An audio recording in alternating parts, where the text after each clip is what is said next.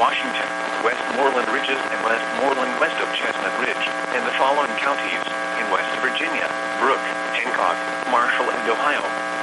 Wind advisory in effect from 1 p.m. this afternoon to 8 p.m. this evening. West, southwest winds 20 to 30 miles per hour with gusts up to 50 miles per hour expected. Where, portions of east central Ohio, portions of northwest, southwest, and western Pennsylvania, portions of northern and the northern panhandle of West Virginia. When, from 1 p.m. this afternoon to 8 p.m. this evening. Gusty winds will blow around unsecured objects. Tree limbs could be blown down and a few power outages may result.